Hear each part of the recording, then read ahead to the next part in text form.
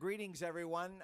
May I please invite you to take your seats? We need to get started with the program. We have a fairly hard stop at 3:30, so please find an open seat. There are plenty of seats over here on the far right of me.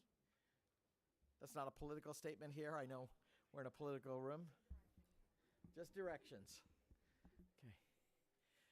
So, welcome to the East-West Center's Indo-Pacific Outlook program. We have an absolutely terrific lineup of very well-experienced, high-level former officials. But I just want to, first of all, introduce myself. My name is Satu Limaye. I'm the Vice President of the Center, and I'm delighted to welcome you here on behalf of our President and our Board of Governors, some of whom you will hear from momentarily. But just a couple of ground rules for the run of show today and for the program. Our East-West Center panelists will be speaking, of course, in their private capacities.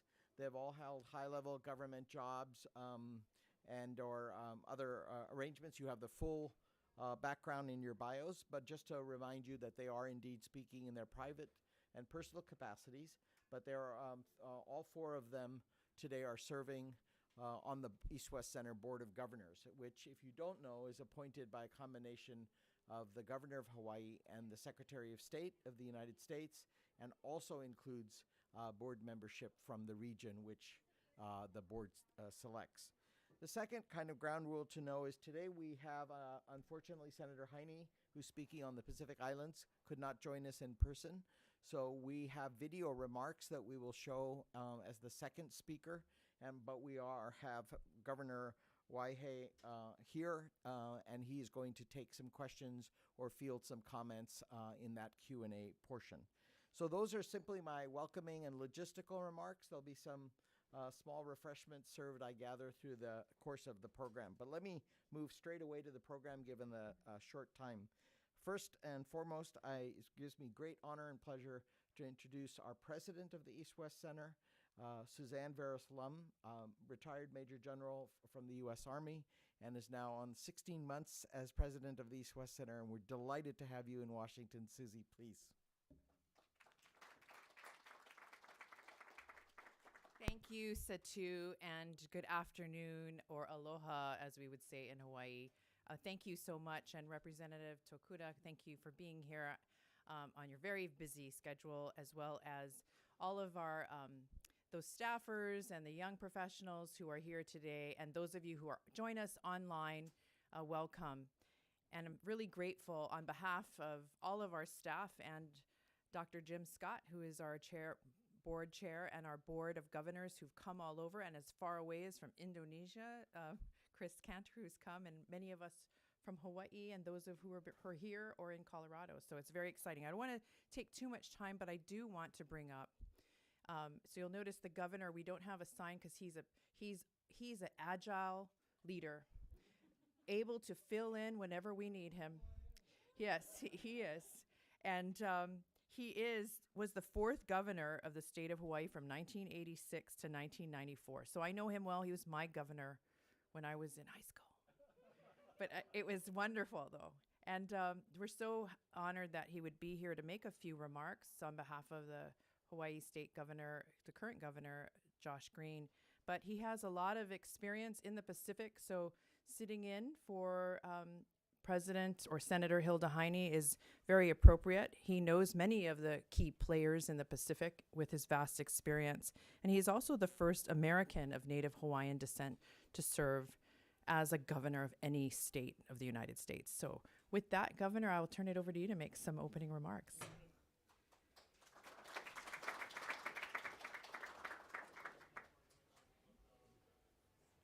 Aloha. It's a privilege to be with you this afternoon. It's such a lovely Hawaiian day. I had to mention that because we still do tourism in Hawaii. Come and visit us. Anyway, the reason why I'm here today is because the state, Hawaii became a state largely as a result of many people who were committed to making sure that what America stood for reached the Pacific. And many of the people that took place in that were members of the 442nd and the 100th Battalion, were Nisei soldiers whose families were being discriminated against here and elsewhere at the same time that they went to fought for America. So we got together in 1960, and the vision grew out of that, beginning with President Eisenhower and some of those early leaders, that Hawaii ought to be doing something special to demonstrate that we, as the leaders of democracy in the Pacific, would have an institution dedicated to training the leaders of that area. Hence began the East-West Center. And the East-West Center actually became an arrangement between President Johnson and Governor Burns, who was the second governor of Hawaii, to create an institution that would have three parts to it.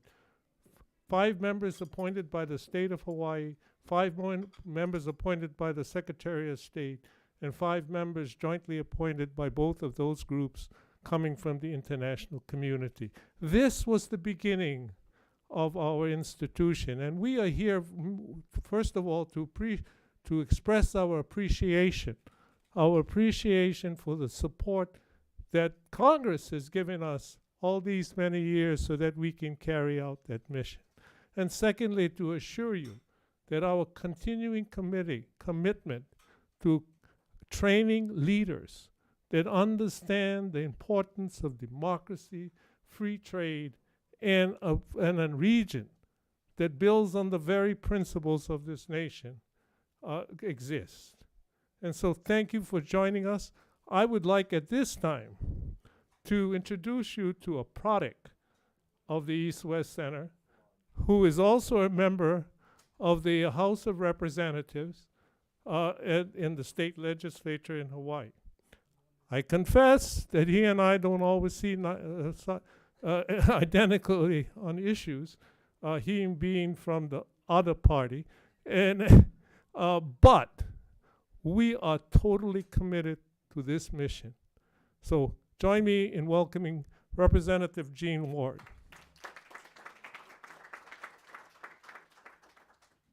Thank you, Gov. That was very kind of you. I'll get back at you later. I have 2 minutes only. The Gov got 4 and et cetera, but I have 2 minutes to tell you about 2 things. One is that the East-West Center is a game changer, and that's part of what this panel is about. And number 2, probably as importantly, it's a game changer for me personally. That's about head and heart. First of all, in terms of the head, at the East-West Center as an alumni, I was a PhD student. I got a PhD in economic sociology, entrepreneurship.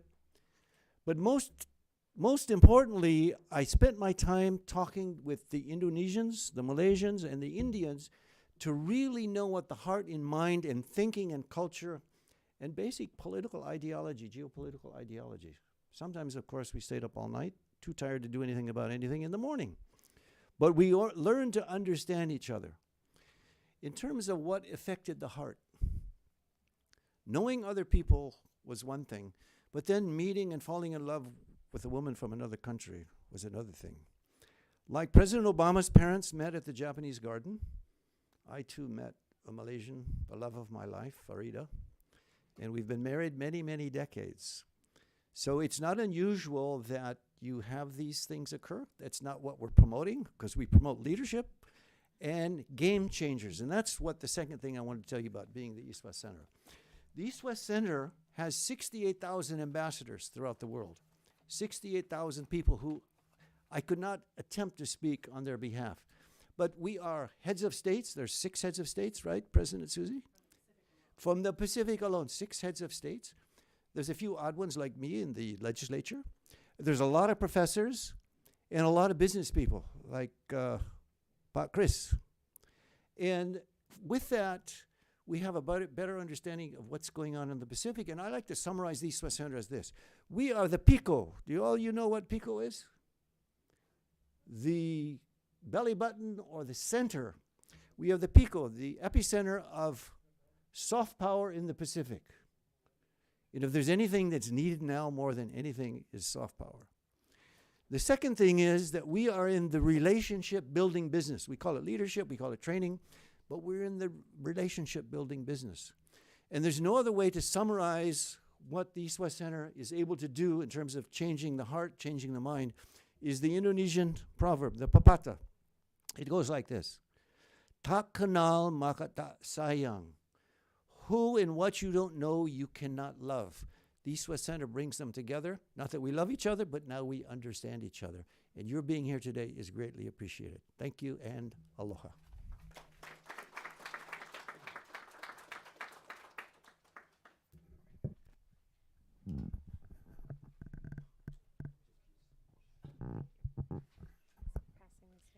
Passing this down. So we're now going to the program for our panelists as advertised, and we just have a terrific lineup. Please look at their full bios that were provided for you for this invitation. But first, I have the pleasure to introduce our former ambassador at the UN, Kellie Currie. Thank you. Yeah, that's Okay. All right. There we go. I hope that's coming through online with our virtual audience. And thank you all who are here in the room.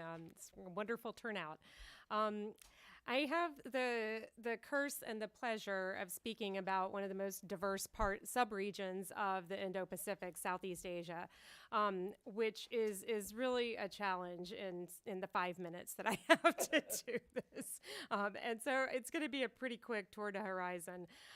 This is a really complicated and diverse region, and it's kind of a political scientist's dream or nightmare, considering on where you sit in terms of regime types and types of political systems and types of partnerships that we have or lack thereof in the region. From everybody from struggling democracies in Indonesia, Malaysia, Timor-Leste, and the Philippines, to kind of electoral authoritarian regime in Singapore and Cambodia and increasingly Thailand.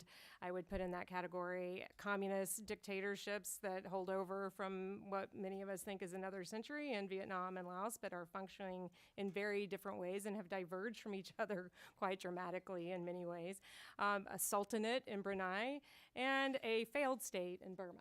So you have literally the gamut there. And they're, most of them, except for Timor-Leste, bound up in this regional organization of ASEAN, which is, of generally not the most effective regional organization on the planet, and is still trying to develop institutions that allow it to work as a voice for the region, but increasingly insists on being recognized as that voice and is being recognized by others outside of the region as the voice for that subregion. You have a big neighbor in the form of the People's Republic of China that considers this region as part of its strategic space and acts accordingly, and in some cases considers big chunks of this region as part of its actual territory and acts accordingly. And this presents a problem for about half the countries in the region who have disputes on this with the PRC. And this creates both, again, challenges and opportunities for those of us who want to engage with these countries. Also, the Chinese party state has piloted a lot of its foreign policy and influence operations strategies in this region, and so we can learn a lot of lessons from how the PRC and the CCP operate in these states in its near abroad. So we could see from how they launched Belt and Road activities and other political influence operations that they've carried out in many of these countries. And again, as I said, ASEAN has been particularly ineffective in dealing with the most serious challenges in the region, political challenges in the region, such as Burma, and is very internally divided, including on the issue of how to deal with the Chinese engagement, as well as engagement with the United States.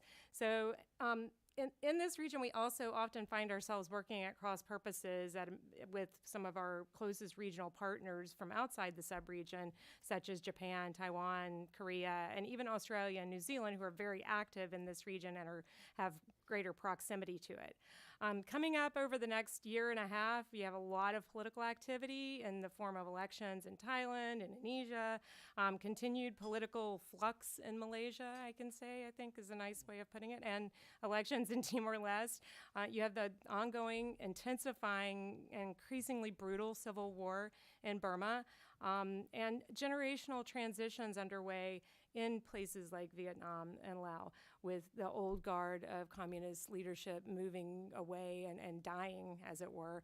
And so you have a very dynamic and volatile, in some cases, political climate in the region that is increasingly looking authoritarian and less democratic. You have, this is a region where the democratic deficit and the democratic decline globally is very well felt. It is also a region that is made up of countries that are hedging and balancing the United States and China. And really, in many cases, trying to have it both ways, and seeing what they can get from both great powers that are assiduously competing in the region. And if I had to look at one common denominator across the region that we should think about as we go forward in the United States with our policy, I think that, to me, it is that none of these countries, despite how they often act sometimes in terms of their situational alliances with China or with the United States, none of them really wants to be a puppet of another country. They all want to maintain their sovereignty and their independence. I would also note that, in my experience, the U.S. does better when we treat these countries as having agency, not as a glob or as pieces on some geopolitical competition chessboard, but recognize that that's incredibly insulting to them and that they really hate it when we do that, and that we treat them as places to play out this competition, but that it makes it, it hampers our democracy, our diplomacy. And the East-West Center, for instance, is a very powerful tool that allows us to differentiate and listen and really engage with these countries, not just one-on-one as countries, but with the people of these countries. As far as working with ASEAN, which is very challenging, we should when we can, but we should not let the lowest common denominator that often comes out of ASEAN limit our imagination in terms of how we engage with individual countries, and especially with our treaty allies, the Philippines and Thailand, because we do have very specific security relationships with them that we have to maintain within that framework. And finally, I would say that we need to do better on coordinating with our like-mindeds who are active in the region. At least, if we can't align, we should at least deconflict with them.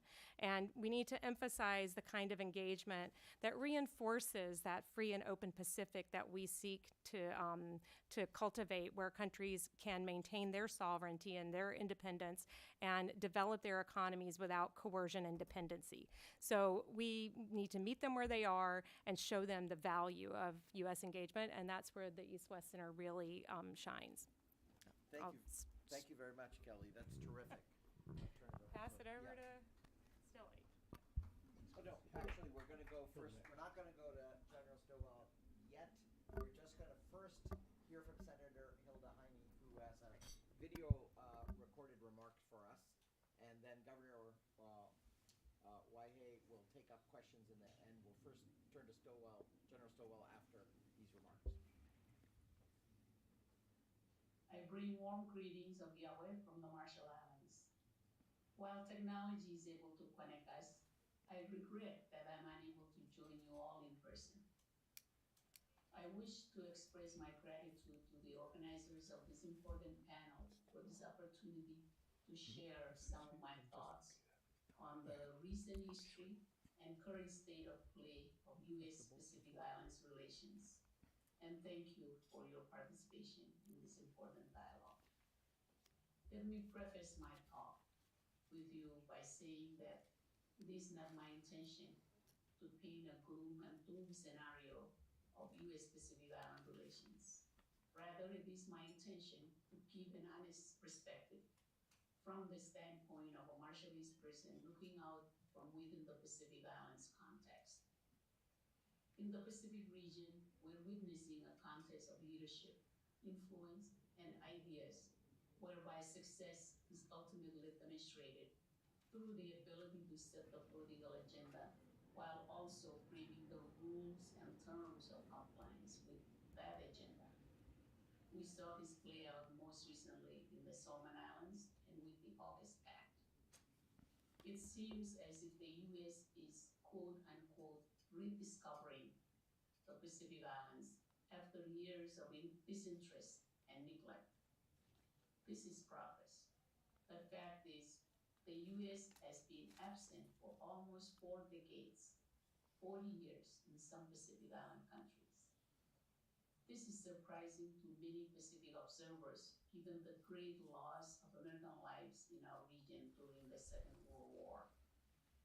In the heydays of the U.S. Pacific engagement, the U.S. had Peace Corps volunteers engaged in many sectors at the national level in Pacific countries in areas such as education, health, trade, agriculture, and infrastructure development.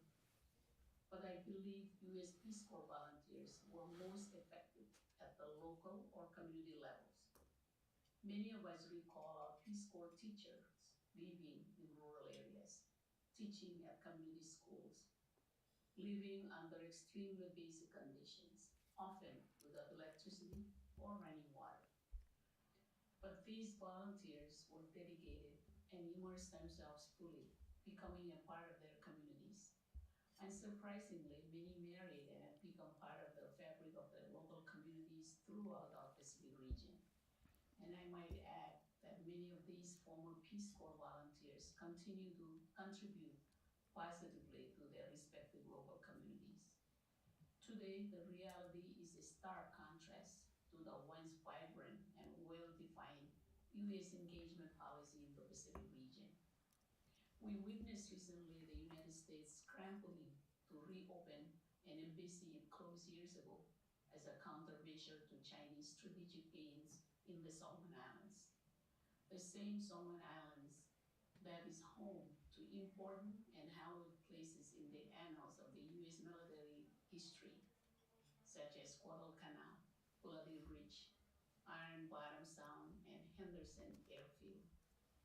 Recently, we learned that the Solomon Islands government was refusing a U.S. Coast Guard cutter to berth in Honiara, its capital. And just offshore is Iron Bottom Sound, secured during World War II with the lives of many young American servicemen. What has happened to cause such a rift in U.S. Solomon Islands relationship? Those of us who are friends of the United States, and I must say there are still many of us in the region, were disappointed but not surprised. After decades of being ignored by the U.S., many Pacific Island governments started to forge new geopolitical and economic ties with new development partners. The People's Republic of China is one of these new development partners for Pacific countries. And while Washington had been disengaged in its Pacific policy, Beijing had put up an offensive charm in the greatest Pacific region. This is particularly true of the last 10 years. Beijing has been consistent and steadfast in cultivating Pacific diplomatic allies. Beijing had learned what mattered to Pacific Island governments and promoted policies that met the needs and aspirations of Pacific countries.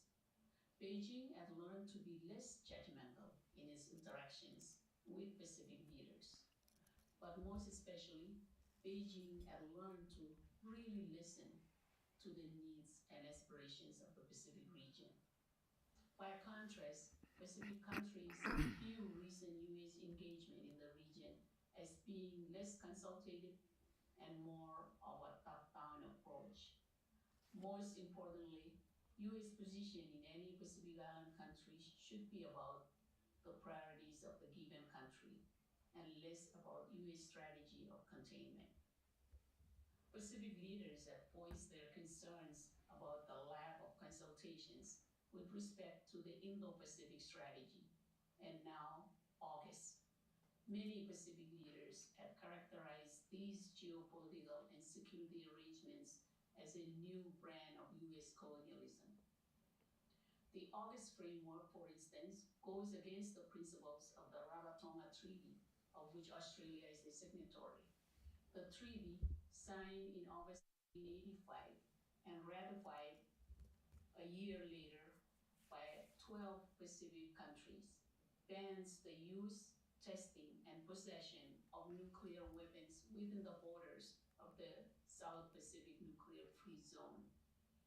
We must also remember that countries in our Pacific region have been adversely impacted by nuclear testing programs by These are deep-seated and real fears among the people of Kiribati, French Polynesia, and the Marshall Islands, where these nuclear tests were conducted. These fears and distrust are not about to go away anytime soon. The intersection between the nuclear legacy in the region and climate change calls for genuine commitment and leadership from the US and its allies in the August Security Pact. The US, Australia, and other allies who want a free and secure Pacific region must work hard not only to provide climate leadership and financing, but also to address the long lingering and unresolved nuclear legacy issues that continue to undermine US Pacific Islands relations. China's presence and active engagement is indeed of concern to many Pacific leaders. President David Panuelo of the Federated States of Micronesia recently went public with his views and concerns over what he views as China's interference in national decision-making, not only in the FSM, but also the wider Pacific region. We must remember that China's presence in the region did not just happen overnight. Beijing has had a long-term strategic interest in the Pacific region. China's influence in the Pacific has gained a lot of traction, particularly in the last 10 years, because of the void left by the US and our allies. Rather than America chasing China around the Pacific, may I suggest a different strategy? Not all strategic problems require the 7th Fleet Career Task Force or Marines pre-trained to land on Pacific Island beaches or a quickly deployable 25th Infantry Division. Nor does it require an intervention like AUKUS at a reported cost of $368 billion that would be charged to the Australian taxpayers. The United States can start by listening, really listening to what's important from the point of view of Pacific countries. I'm talking about real consultations with your friends in the Pacific Islands region, not just plain loads of Washington VIPs flying in the diplomatic version of shock and awe, but real and concrete dialogue. The Chinese have figured this out and offer deals on supposed low-cost loans and other financial incentives for infrastructure projects.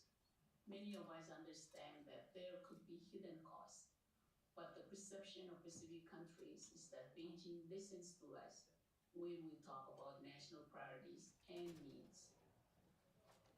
In its attempt to forge new relationships or revitalize old ones, US seems out of touch and without any new and innovative ways to re-engage the region. At the forefront of US's re-engagement efforts in the region is the Peace Corps programs of over 50 years ago. Don't get me wrong, Peace Corps is a great program, but I know America can and should do better. I think the US could be more innovative in its use of soft power as well. Last month, I walked around the University of the South Pacific campus in Suva, Fiji, a university owned by 12 Pacific Island countries. I noticed a Japanese-funded technology building, an Australian-funded lecture theater, and a Chinese institute. The absence of US presence on the campus is noticeable. I think the US could gain so much more goodwill by being more proactive and strategic with its assistance to premier regional institutions such as USB. I am delighted to see that positive steps are being taken by the US to address policy shortcomings that may have contributed to strained relations between the United States and Pacific Island countries. The recent appointment of a presidential envoy to the Pacific Islands Forum is noted, but it remains to be seen how this appointment plays out. As a board member of the East-West Center, I'm extremely pleased to see the elevated role of the East-West Center on US Pacific Islands initiatives, strengthening of the Pacific Islands Development Program, and the introduction of the Residency in Pacific Islands Leadership Program, or RIPPLE. Inviting the East-West Center to moderate the Pacific Islands Conference of Leaders and participate in the White House Summit are positive movements long overdue. The publication of the East-West Center Pacific Matters for America and holding convenings on Pacific issues like the compact negotiation studies are steps in the right directions. These are most welcome. Additional resources earmarked for scholarships for Pacific Island students at East-West Center or other institutions in the Pacific could build upon these positive steps. I also think the U.S. needs to do more to attract students from the region to study in the United States. Future Pacific leaders must be educated in the U.S. tertiary institutions to ensure a strong link with America and support of U.S. interest in the region. As someone from the Marshall Islands, it would be remiss of me not to say a few words on the Compact of Free Association between the United States and the three freely associated states, Palau, the Federated States of Micronesia, and the Marshall Islands. The compacts underpin the relationship between the U.S. and the three compact states. Despite some issues of contention between parties, these treaty arrangements have, for the most part, been successful, with each party to the arrangements equally benefiting from them. As you know, negotiations are currently underway between the U.S. and the compact states to renew expiring provisions of the existing treaty arrangements. I understand that there has been criticism of U.S. approach to current compact talks. Despite unsettled issues, I am hearing that the compact states are being urged to accept terms to meet U.S. budgetary requirements and deadlines. On the RMI compact, I'm hearing that the U.S. does not want to include direct climate change financing as part of the new compact agreements. I'm also hearing that the U.S. does not want to discuss nuclear legacy issues and appropriate compensation. The U.S. has a moral obligation to settle its financial obligations under RMA nuclear legacy once and for all. While RMA had high hopes for settling the issue during the compact talks this time around, it seems the U.S. has stuck to its old position and chosen otherwise. The U.S. may choose to ignore the issue, but it won't go away and will remain a forever stain in the U.S. RMI relations. Similarly, the climate security challenge faced by all Pacific Island countries, but most critically by atoll countries like the Marshall Islands, is here to stay.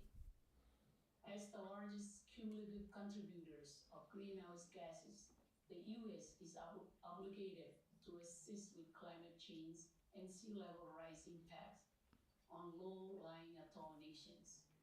Ignoring the issue in the compact talks or by any other means will not make the matter go away. I think the United States must and should use the compact talks to showcase its strength of generosity and goodwill to three of its staunchest allies and supporters. Thank you again for this opportunity to share some of my thoughts with you. Well, thank you to Senator Heine for preparing those remarks and having the video available to us. I'm sorry she couldn't be here in person, but as I said, Governor Waihee is here to give us some further insights as we go through the Q&A section. Now my pleasure to introduce our former Assistant Secretary of State for East Asia and Pacific Affairs at the Department of State, General David Stilwell. Thank you. Thanks a lot for the chance to be here and to comment. And let me just first comment on that last presentation is the way we understand each other better is when we have free conversations and we find where our overlapping interests are, and then we can have an open conversation about those differences. And so Senator Heine's presentation and President Panuelo's letter, I think, are both important places to have a conversation without emotion and productive, useful. conversations, which is what the East-West Center does. It brings people together from across the region and to have these conversations. And you would be surprised at how much good comes from that. I won't claim to be good, but I'm a product of the East-West Center, like Representative Ward. I, too, met my wife at the East-West Center. And even though I was just come out of the Air Force Academy, was going on to serve for another 30 years in the military, I understood at a very early age the importance of what previous President Volstead calls peace fair. Not warfare, but peace fair. And this is where the East-West Center fills in that gap between hard power, which Senator Heine referred to, right, steaming the 7th Fleet through the region. There's a need for that. But really, there's a demand and a need for the other part. And so my time at the State Department as a diplomat showed me that. Many voices like Senator Heine's out there saying we would like more of the Americans out here, more of your, not money, but just attention and presence. And we have been distracted in the Middle East for 20 years. And with the departure from Afghanistan, I hope that, and I know that the U.S. Can now spend more attention in regions that really matter, following up on the idea of the rebalance in 2012, again, to get back to where we were at one point. Now, you ask yourself, what's the difference between then and now? Well, for the last 30 years, since the end of history in 1991, we really have not had a major existential threat, competitor, whatever you want to call it. Today, we acknowledge that there is, in fact, a threat that is such that we can no longer carry this burden all by ourselves, the United States. And so, as Senator Heine mentioned, for the last 30 years, we diplomats, if I can claim that, got very used to getting into national capitals and dictating terms and wagging our finger and telling people what they're doing right and wrong. When I was a lieutenant flying fighter aircraft early on, my flight lead would always say, hey, Stilwell, you got 2 ears and 1 mouth. You should use them in those proportions. And I would advise my diplomatic friends to do the same, is the more we go out into the region and listen, the more effective we can be. But the second part of that, and related to it, is through the last 30 years, we have looked at the security arrangements, and it's expanded and reflected in other aspects of U.S. diplomacy in terms of hub and spoke. It's a series of bilateral arrangements with the 5 allies, obviously, in the region, but also with partners and such. And what that does, if you looked at a model, in a hub and spoke arrangement, the U.S. fits very large in the center with very small spokes to the many other countries that we deal with. In the current network, when I worked for General Martin Dempsey as the chairman of Joint Chiefs, he talked about networks, alliance networks.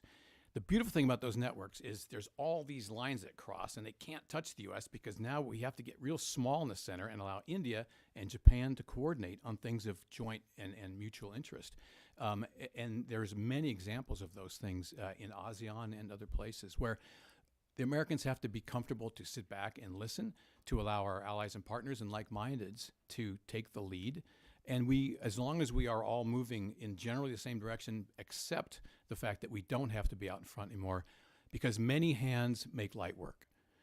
Not just us carrying the burden, as we just heard. It can't be just the U.S. You know, in the Pacific, Australia and New Zealand share interests in the region that we should leverage and take advantage of. So many hands make light work.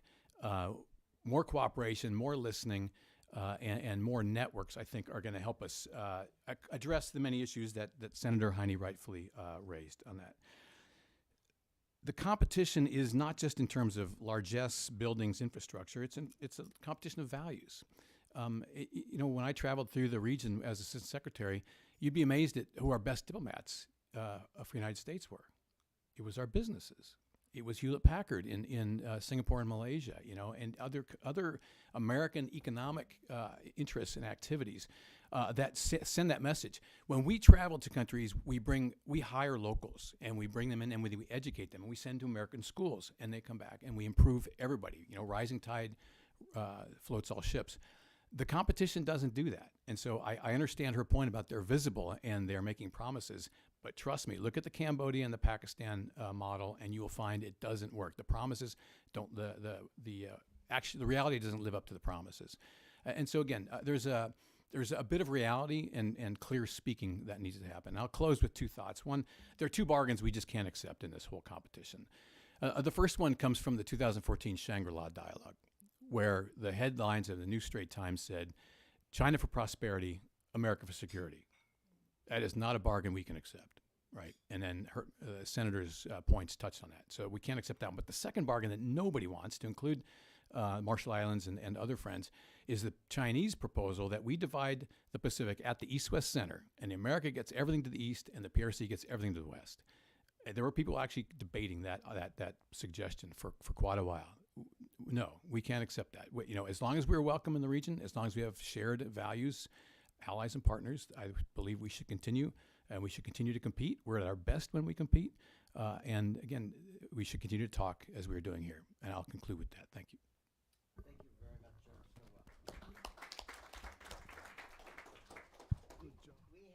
We have about 15 minutes for Q&A from the floor.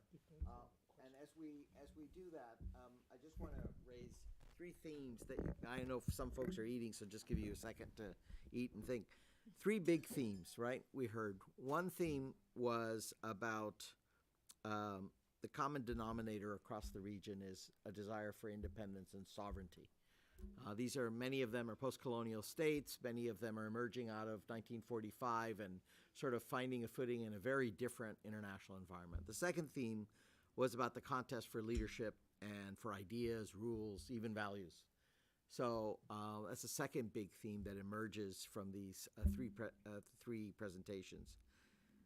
And the third was the role of allies and partners, that we can't do everything, that we have to have networks and string together these new alliances, whether they be Quad and AUKUS. So one thing I want to just plant as an initial thing that I hope you'll come back to in your comments, not necessarily that you have to answer right now, because we'll take some additional comments and questions from the floor, is how do we calibrate that? Because they're intrinsically, it's not conflictual, but they're at least, they require calibration and careful. AUKUS is one way we can improve partnerships in the region, but creates, as Senator Heine mentioned, some comments. We can support independence and sovereignty, but there are red lines for us, right? About values, about what's claimed by other contestants, et cetera. So how do we calibrate that? And I can't help but ask, in my role as East West Center, here in this place in the Congress, so lots of discussions, lots of bills, lots of appropriations, discussions about various issues.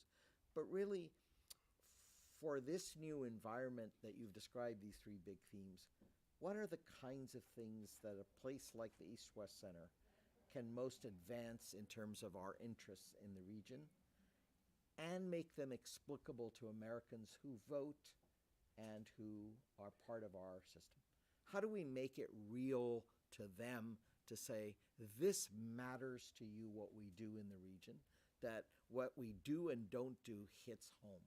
So let me plant those as big themes and big issues, and then I'd like to invite the floor to offer any questions, comments. Please do not be shy. Ground rules are very simple. Remember, we are on the record and live streaming, but just identify yourself and your affiliation if you wish, and pose a question or comment. Who's going to lead off? Yes, Ambassador Piper Campbell. Please introduce yourself anyways. I happen to know you, but others should. Hi, Piper Campbell, former ambassador to ASEAN and currently at American University. I'm happy to have some of my students in the room as well. My question is a bit following on Satu's, and it's a little bit in the space of thinking about leadership and thinking about partnerships. When the United States is in a leading position, we set the agenda, and the expectation is that that agenda is going to be aligned with U.S. interests. When we're in a partnership, there is inevitably a negotiation of the direction. And I think that Senator Heine's discussion kind of framed some of the key areas where there is not currently alignment between the U.S.'s sense of the problem or the U.S.'s sense of how we move forward from where we are. And so as we think about partnerships being innately different from the U.S. sets the agenda and everybody follows, how do we shift a communication, including a domestic communication, about needing to change some of the goals and interests? Wonderful. I think all three of our presenters would love to weigh in on this. Governor first. Thank you. Can you restate the question for the live stream audience? Just In case they didn't hear. Okay, so the question revolves around setting interests and agenda, and whether it's the U.S. taking the lead and then having others adapt their interest to ours, or whether we make it a negotiation and then subsuming some of our interests to those of our partners now. Is that clear? Yeah, I think though, first of all, before I answer the question, the fact that you are meeting to even discuss these issues underscores the determination, the underlying determination to somehow meet, somehow get their interests together. Having said that, obviously with people come from different sovereignties, they have different perspectives as to what they would like to see for their own best interests. And one of the roles of the East-West Center, and I think one of our most important roles, obviously, is to get these kinds of discussions, even pre-agenda setting, get those kinds of discussions frankly talked out. And if there's any value at all, it's the idea that if you can create a forum that's friendly, that's truthful, that you actually can get someplace.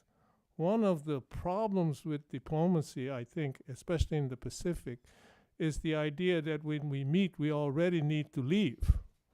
And so we don't lay a foundation for really true discussion. So I think, as long as you have different countries meeting, the point I'm trying to make is you're going to always have people that have different ways of looking at the same thing. What's really telling is how we support the underlying desire to finally agree on something. I'll add one sentence. The big challenge is, as the U.S. is a global power, and we're talking regional issues, and it's making those priorities, and that's really difficult. And further to that, we're completely wrapped around Ukraine right now. It is sucking a lot of the policy air out of the room, and it makes it hard to even deal with the headline issue of competition with the PRC, let alone the lower kind of level way we do that. I will say, though, as a framing way to think about it, is you can't beat something with nothing. And right now, when I think about what our approach looks like, whether it's in Southeast Asia or the Pacific or in Latin America or Africa, in all the places where we are thinking, oh, now we've got to compete with China, we can't just go in and do things the way we've always done. We're also in our own country dealing with the basically walking away from 40 years of economic globalization policy, World Trade Organization, trade policy, and economic policy on a bipartisan basis, but we certainly don't have we've agreed on a bipartisan basis to walk away from that, but we haven't agreed yet on what comes next. And so when I talk about you can't beat something with nothing, when we go out and start, economic engagement with these countries, we don't even know how to do that anymore because we don't even know what we want from the world globally and how we want to trade and engage economically. We're focused on supply chain resilience and looking at countries in terms of how they can serve our interests on that. And that can be a useful way to start a conversation, but it certainly can't be the end-all be-all of how we deal with countries. And again, looking at all these countries as, how can we instrumentalize you in our great power competition? If we start from that place, which is pretty much where we are right now, it is not going to work because the other thing we can't do, in addition to not being able to beat something with nothing, is we can't win a race to the bottom with China. They will always out PRC and CCP us. They will always beat us at their game. We are terrible at playing their game. And so we have to find either a different game to play or, actually that's the only way we can is finding a different game to play or play, or force them to play by different rules. And so we've got to think about how high standard development, this is what, listening, yes, partnerships that are real. Chinese partnerships, party-state partnerships in these countries tend to be quite extractive, notwithstanding what Senator Heine says about, they listen, they give us what we want. They give what they hear elite people in those countries asking for, and it often comes wrapped up in a big, package of corruption and lots of, rule breaking on the back end, environmental destruction, loss of rights on the ground for workers and communities. And so I think that, again, we have experience doing development different and better. We have partnerships like the East and tools like the East-West Center that can help us engage these communities in a completely different way, a much more meaningful way that allows us to be not just successful in the short term kind of, are we putting up points on the board with China, which is how too much of Washington thinks about this. And it's a really like zero-sum and silly mentality that it drives me crazy every time I hear people talking about it this way. But we've got to really think, where are we building those deeper kinds of, and making those values arguments, not through what we say, but through how we do and what we do and who we work with on the ground. Yeah, and I'm really glad, Kelly, that you brought up the issue of the economic element, because it is a huge element of these partnerships, Piper. And of course, as you know, China is included in the Regional Comprehensive Economic Partnership with many of our allies and partners. And if people may dismiss it as low standard, but it is a tool. And China's on deck to join CPTPP, whether it happens anytime soon or in some years or never. The point is, it's a prospect, and we're not even at that discussion table. So that does frame partnerships. I do see a hand from Cleo Pascal. Could you introduce yourself, please? And you're going to have to speak up loud, and maybe we'll point. Sorry, Cleo Pascal, Foundation for Defense of Democracies. It's actually just a quick technical question. No question the nuclear testing legacy is horrific and ongoing. Question about the Rarotonga Treaty in AUKUS. From what I understood, Rarotonga has to do with nuclear weapons, not nuclear propulsion. And so just a point of clarification, is Rarotonga relevant for AUKUS? I don't have the text in front of me, so No, absolutely not. It conflates nuclear power with nuclear weapons. Those are not in any way. I mean, Australia has a nuclear power plant. It's in the region, but it's using for peaceful purposes. And if you want to talk climate, you have to talk nuclear. So, I mean, we need to have a clear discussion of what we're talking about. Yeah, and that's one of the issues. In fact, this whole era may be a blessing in disguise, because what we need to talk about is the PRC and what they're doing in the region. And to a certain extent, what they're doing in the region is opening our eyes up. And so, when we're looking at even our defense worldwide global expansion, we're still turning to the other direction instead of looking at Asia or looking at China in a more realistic way. And so I know we're running out of time, and I would like another question, but yeah. I just want to reinforce the idea. We'll take one more from our former young professional in the East-West Center in Washington, who's just about, I'm happy to say, about to start a PhD at University of Hawaii Manoa as an East-West Center affiliate. So I can't help but privilege you, Ryan. Over to you. Please Yeah, introduce yourself. that's much more of an introduction I was thinking. Hi, Ryan, pleasure. Thank you guys so much for your statements today. I wanted to reflect on something that Senator Heine said, something that you guys said about this setting of our policy moving forward. I wonder how much we can move forward given that we still have these power statuses in place that have not changed from those 40 years ago.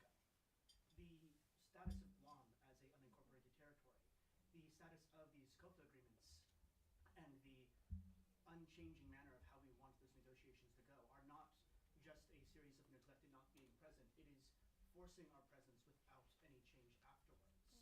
If we're having a discussion about how we can move forward, is there any way of doing that while we have not had any change in the status, in the socio-political power, in the places where we have made it very clear where our voice has to be heard, and not utilized it, and seen the decay that happens after nearly half a century without any investment further?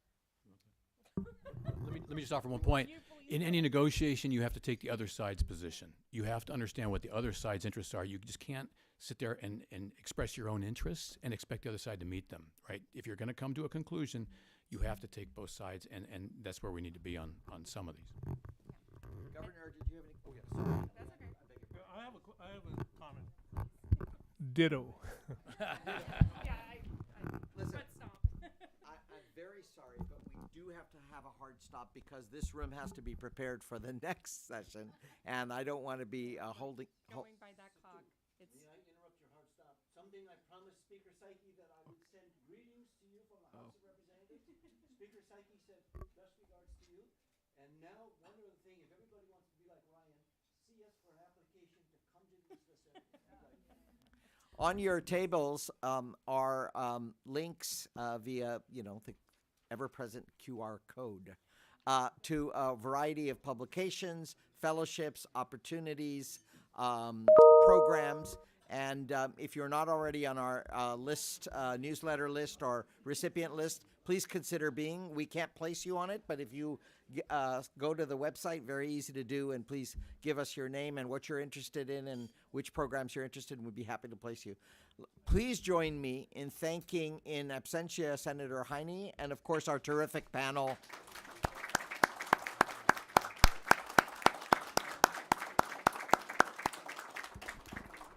Thank you for coming, and please don't leave lots of food on the table. So please eat up and help us clean up. yeah. Thank you so much. Thank you. Thank you.